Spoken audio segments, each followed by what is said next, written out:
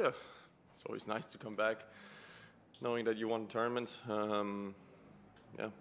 I feel confident here, and I really like the place. So I hope I can, play as well as last year and win a lot of matches.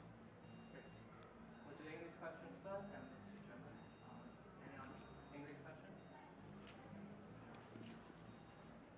questions? Just going back to hi Sasha, going back to Madrid, is there anything you can take away from a match like that and the opponent that you were playing? Yeah, that I hate playing him, to be honest. I think outside of the top guys like Yannick and Carlos, he's probably the most difficult for me to play. Haven't really figured out how to play him, haven't really figured out a way to beat him, which shows on the record. So, but all in all, I thought my level of tennis was okay there. I thought I played 3 pretty good matches there. Also, winning Munich the week before, I feel like my tennis is at the right spot right now. And just going back to having a kind of a bogey player like that, does that play on your mind before the matches? Is that something you're thinking about?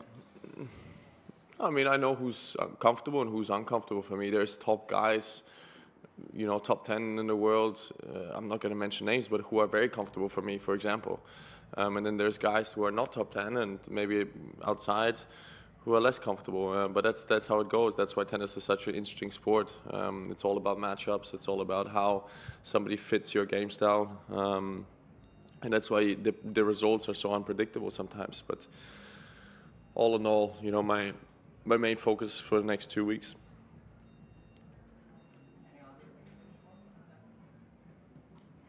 Hi, Sasha. Looking back at the last 3 months, do you have more expectation in terms of your results or level of playing? Yeah, I mean, before Munich, obviously, my level of play wasn't great, but there are reasons for it. I think not taking time off after Australia was a big reason for it. I felt like I burned out a little bit. Tennis is a tough sport. We play a lot, we travel a lot. First of all, we don't give our bodies rest, but we also don't give our heads rest. Like we don't get mental rest. So I needed that a little bit, but I'm on a good path. I won a tournament, 2 weeks ago. I cannot forget that, and I have to focus on the positives.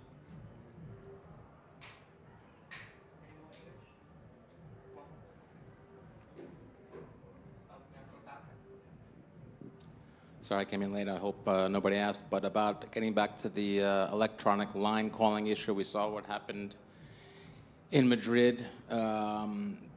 You must be pleased, I guess, that in Paris, at Roland Garros, they still have, they're still going to have the lines. They still do have that? I believe this year they still have them. Well, it screwed me last year.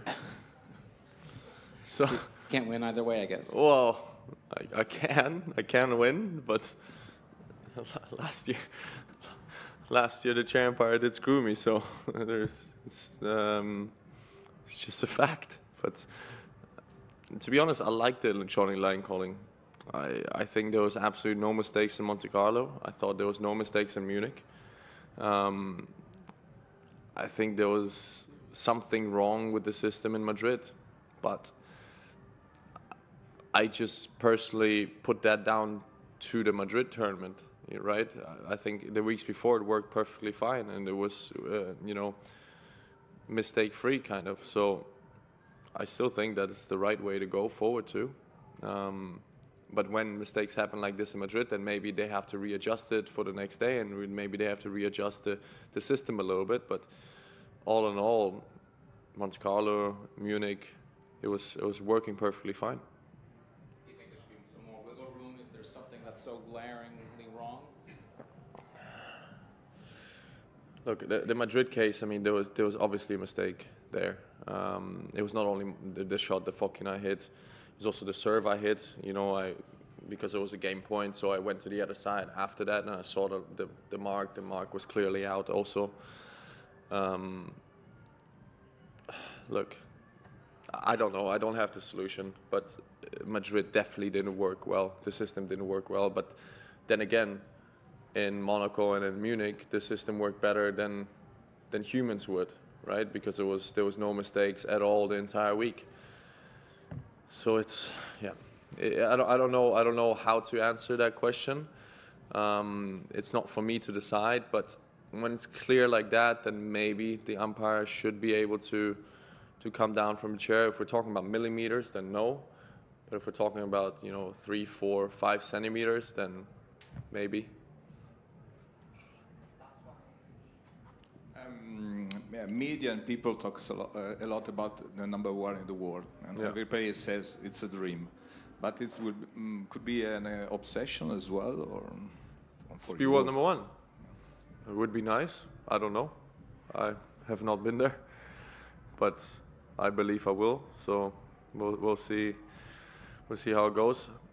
I do think also, you know, the media also loves to put players down, right? So I had bad 2 months before Munich, right? I didn't play great tennis before Munich, and all of a sudden I'm like the worst world number 2 in the world ever, or like I don't deserve to be there. Like, I'm there because I won tournaments. I'm there because I have results, and the ranking system doesn't lie. I mean, you get points for winning matches, you get points for winning titles.